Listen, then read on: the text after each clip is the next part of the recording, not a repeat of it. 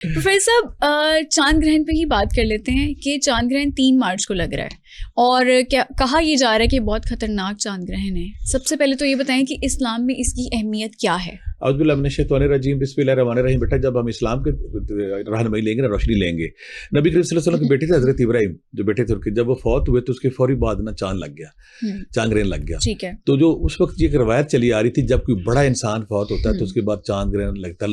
ये बात चल रही थी लोगों में, अहले दुनिया में, अहले ज़मीन पे एक बात चलती थी, जब कोई बड़ा आदमी इस दुनिया से जाता है तो चांद ग्रहण लगता है या सूरज ग्रहण लगता है। तो जब ये बात आका करीम तक पहुंची, तो आपने सबको इकट्ठा किया और सख्ती से मना किया कि ऐसी कोई बात नहीं है। चांद ग्रहण का किसी की मौत से, किसी की जिंदगी से कोई तल्लक नहीं है।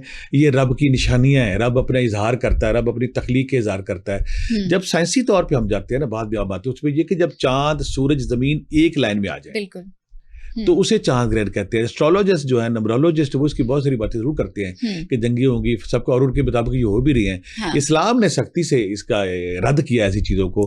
अगर आप ये कहें कि चांद ग्रहण या सूरज ग्रहण लगता है और उसके ज़मीन पे कुछ, किसी की ज़िंदगी मौत से तल्लक है, किसी की किस्मत से तल्लक है, किसी के मुकद्दर से तल्लक है, किसी के अरूज ज़वाल से तल्लक है, अगर जब हम इस्लाम से रोशनी लेते हैं वहाँ पे सख्ती से रद्द किया गया है। हाँ, ये ज़रूर है कि इस्लाम में जब भी चांद ग्रहण या सूरज ग्रहण लगता है तो नमाज कसौफ और नमाज खसौफ का एहतमाम किया जाता है। बिल्कुल। मेरा अगला सवाल भी आपसे यही होना था कि हज़रत मोहम्मद सल्लल्लाहु अलैहि वसल्लम ने तो सख्ती से इस चीज़ को नेगेट भी किया था अपने दौर में। तो नमाजों का थोड़ा सा बताएं। नमाज कुसूफ है, नमाज खुसूफ है, तो कौन कौन सी नमाजें किस तरह से हम अदा कर सकते हैं? जब भी सूरज ग्रहण लगता है तो नमाज कसूफ उसे कहा जाता है, 2 रकत पढ़ी जाती है। जब सूरज चांद ग्रहण लगता है तो नमाज कसूफ पढ़ी जाती है। उसमें जो एक और फर्क है नमाज कसूफ, अल्लाह के नबी ने फरमाया था कि ये रब की नाराजगी का सबब हो सकता है कायनात में कोई तब्दीली, तो रब की तरफ रजू करो, रब से माफी मांगो, इस्तगफार करो। ठीक है। और नमाज कसूफ और खसूफ के दोनों के वजह से ये कि ज्यादातर जो हमारा हनफी तबका, वो कहते हैं कि 2 रकत पढ़नी है। कुछ हमारे ऐसे कुछ ऐसे भाई हैं जो कहते हैं कि 2 रकत में 2 रुकू करने हैं। ठीक है। ये आप जो ज्यादातर लोग करते हैं, जैसे हम रूटीन में 2 नफल पढ़ते हैं, लंबे सजदे करने हैं, लंबा रुकू करना और दुआएं मांगनी है, इस्तगफार करना अल्लाह से। कुछ हमारे ऐसे भाई हैं जो कहते हैं कि जो 2 रकत पढ़नी है ना, हर रकत में 2 दफा रुकू जाना है। ठीक है। कूद के उठ के फिर जाना है, उसमें सजदे भी करने हैं, उसमें रुकू भी करना है। दूसरी बात जो सबसे बड़ी बात है, जो शिद्दत से अल्लाह के नबी ने फरमाया था कि जब भी कोई तब्दीली है, चाहे बारिशें हो, चाहे सैलाब है, चाहे बादल है, कायनात एक रूटीन से जब हटती है तो आम इंसानों को फौरी तौर पर रब की तरफ रजू करना चाहिए, रब की तरफ मतवज्जो होना चाहिए, इस्तगफार करना चाहिए, अस्तगफिरुल्लाह करना चाहिए, फिर अल्लाह मगफिरली वरहमनी वादनी वाफिनी वरज़ुकनी, ये बड़ी मशहूर दुआ, ये दुआ उस वक्त करनी चाहिए। सदकात करने चाहिए, खैरात दुआओं पे भी आएंगे, लेकिन ये पहले नमाजों का बताइए कि क्या इनफरादी तौर इसमें बेटा, इसमें अजान जरूरी नहीं है, इसमें आप इनफरादी तौर पर पढ़ सकते हैं, इज्तिमाई तौर पर पढ़ सकते हैं, किस टाइम पढ़ सकते हैं। और दूसरी बात है कि इसमें आप जब पढ़ेंगे ना, तो जो खास तौर पे इत्माम किया गया कि आपने लंबी रकत करनी है, लंबी लंबी सूरतें पढ़नी है, लंबी लंबी रकतें करनी है, और सजदों में लंबी लंबी दुआएं मांगनी है, रुकू में लंबी लंबी दुआएं मांगनी है। और दूसरी बात है कि इसमें आप चाहे तो आप इसको इनफरादी तौर पे पढ़ लें, चाहे इज्तिमाई तौर पे पढ़ लें, लेकिन एहतमाम जरूर करें और साथ सदकात करें, खैरात करें। नमाज कसूफ, नमाज खसूफ जब भी ऐसे कोई मौके आते हैं, ये चलिए वज़ाइफ पे तो हम अलग से पूरा, क्योंकि हमारे पास स्कॉलर्स भी बहुत सारे होंगे इस पे, लेकिन नमाज कुसूफ और खसूफ की बात कर रहे हैं, उस पर ज़रूर मैं एक चीज़ और भी आपसे पूछना चाहूँगी कि जिस टाइम पे चांद ग्रहण लग रहा होगा उस टाइम पे पढ़नी या उससे पहले भी पढ़ सकते हैं? अल्लाह, मैं अक्सर कहता होता हूँ बेटा कि अगर जब अल्लाह की तरफ आप रुजू करते हैं ना, तो आप अगर गूंगे हैं, गूंगा तो कोई पढ़ता नहीं, आप रब के सामने बैठ जाएं नादम होके, शर्मिंदा होके, तो कोई इबादत है पहले। लेकिन ज्यादातर जब वो प्रोसेस चल रहा होता है, टाइम चल रहा होता है, उस वक्त रब को मनाने का प्रोसेस होना चाहिए, रब के सामने इस्तगफार होना चाहिए। उस वक्त अगर नमाज खसौफ पढ़े तो उसकी ज्यादा बेहतरी। और फिर दूसरी सदका खैरात भी है साथ, बाकी जो बात करें। ठीक है। अच्छा, ये नमाज कुसूफ और खुसूफ की बात तो हो गई है, औकातकार भी हमने बता दी हैं। अब सदकात पर आते हैं कि सदकात हमने किस टाइम पे देने हैं, नियत क्या होनी चाहिए, और क्या क्या सदका या अतिया हम कर सकते हैं उस टाइम पे? उसमें बेटा ये कि जब भी अब अल्लाह को बनाने के तरीके, अल्लाह के नबी ने फरमाया था कि जो सदका है मौत तक को टाल देता है। बिल्कुल। यानी अब सदका हर हाल में है। जब हम देखते हैं कि खुदा न करे रब ने कोई जलजला आ गया है, जब बारिशें आ गई हैं, जरूर जब मौसमी तब्दीलियां रूटीन से हटके आ गई हैं, इसी तरह जब चांद ग्रहण सूरज ग्रहण आता है तो हम फौरी तौर पर अल्लाह को ना मनाने की कोशिश करते हैं, अल्लाह को राजी करने की कोशिश करते हैं। सदका खैरात सिंपल ही है। मैं अक्सर कहता होता हूँ कि जो इंसानों को आप खिलाते हैं वो सदका खैरात बेहतर है। आप परिंदों को भी डाल सकते हैं, परिंदों को डालें, मछलियों को डालें, वो सदका खैरात ठीक है, लेकिन कोई इंसान जो आपके दाएं बाएं मोहल्ले में भूखा है उसको राशन डालें। अगर आप चावल डालते हैं, बुनियादी चीज़ें, चावल डालते हैं, उसमें आटा डालते हैं, घी डालते हैं, चीनी डालते हैं। फिर आजकल तो रमज़ान देखें ना, ये आजकल जो सबसे बड़ी बात है कि रमज़ान आ गया, लूट सेल का महीना मैं कहता हूँ कि यहाँ पे अल्लाह ताला की रहमत जो ना उबल रही है, उछल रही है। वो कहते हैं आम नेकी को 70 और 70 को डबल बढ़ाता जाऊंगा।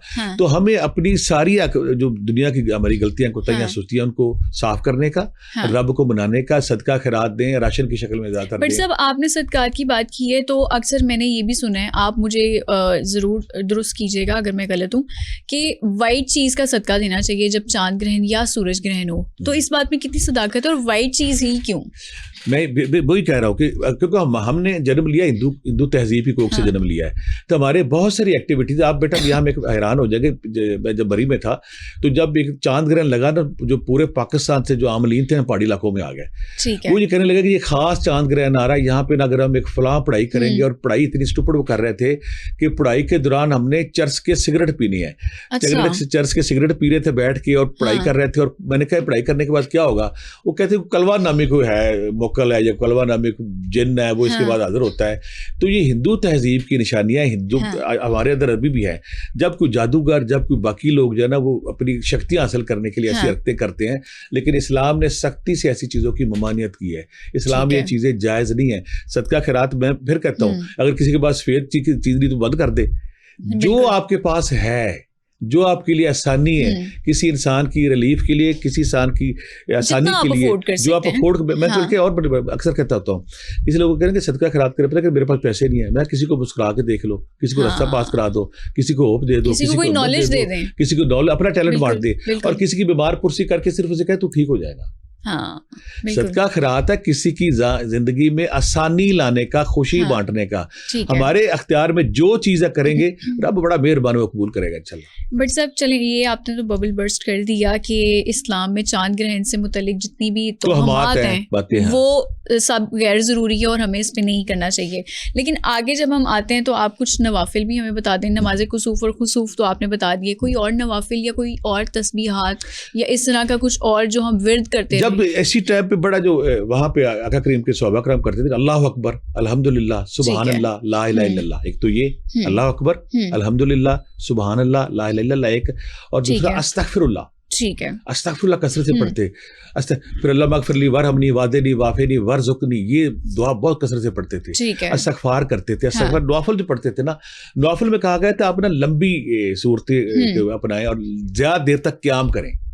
ठीक है, आम रूटीन में आप सादा पढ़ते हैं ना, तो उसमें कहा कहते हैं लंबी सूरतें पढ़े, लंबा रकू करें, लंबे सजदे करें, यानी कि ज़ात रब के हजूर खड़े रहें। नवाफिल में अक्सर कहता होता हूँ कि जो नवाफिल में कहता हूँ कि अगर आपने लंबे नफल करने, आपको लंबी सूरतें नहीं आती, तो आपने क्या करना है? जब आप 2 नफल पकड़ते हैं ना, पढ़ते हैं, तो पहली जो रकात है उसमें आप सूरत फातिहा पढ़ें 41 बार। ठीक है, और सूरत इखलास पढ़ें 1 बार। ठीक है। दूसरी रकत में आप करें कि सूरत फातिहा 1 बार पढ़ें, सूरह इखलास 41 बार कर लें। ठीक है, यानी कि इसको आप चेंज कर लें। इस तरह आपका टाइम ड्यूरेशन भी बढ़ जाएगा।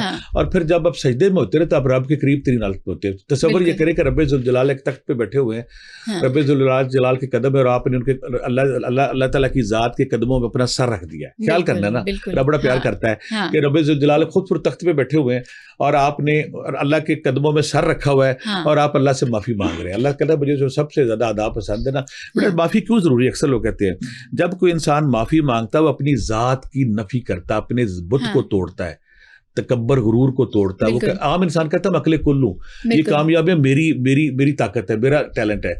जब कोई माफी मांगता है अल्लाह के सामने कहता है अल्लाह मियां ये मेरा टैलेंट नहीं है, ये तो तेरे इनाम है, ये तेरी मेरे पे अता है। तो माफी बेस्ट है। मैं कहता हूँ रमजान पूरा जो है ना इस्तगफार करते रहना चाहिए। और जो बाकी मैंने कहा अल्लाह अकबर है, सुभान अल्लाह अल्हम्दुलिल्लाह, ला इलाहा इल्लल्लाह, अल्लाह अकबर है, अल्लाह मगफिरली वरहमनी वादेनी वाफेनी वरज़ुकनी, वो दुआ। और बाकी जो है ना कुरान पाक की तिलावत करें, इस्तगफार करें, नवाफिल करें, नमाज करें, चैरिटी करें, सदका खैरात करें, तो रब जो है ना वो उसको रहम आता है और हमारे लिए आसानियां करता है। बिल्कुल। भट्टी साहब, जैसे चांद ग्रहण या सूरज ग्रहण जब लगता है तो हम अक्सर ये चीज़ सुनते हैं कि जो अमलियात होते हैं, जो असरात होते हैं, वो बहुत ज़्यादा तादाद में शुरू कर दिए जाते हैं। काला जादू सबसे ज़्यादा इस टाइम पे होता है। क्या ये मिथ है या ये सच है? होता क्या है कि कोई भी काम जब कोई भी नॉर्मल इंसान, मुसलमान स्पेशली, जब शिर्क से हट के कोई ऐसी एक्टिविटी करता है, शैतान उसका अमरकाब हो जाता है। ठीक है। यानी कि आप देखें ना, चांद ग्रहण को आपने ताकत का हसूल का जरिया बना लिया है, सूरज ग्रहण को ताकत के हसूल का जरिया बना लिया है। तो आमलीन लोग जब ऐसी हरकत करते, जब वो तौहीद से, इस्लाम से, शिर्क से हटते हैं, तो शैतानी कुफ्ते उसके साथ मिल जाती हैं। इसमें कोई शक नहीं, आमलीन अगर ऐसे पंगे लेते हैं तो उसके साथ जरूर होता है कि जहाँ मैं टोटका जरूर बताऊंगा।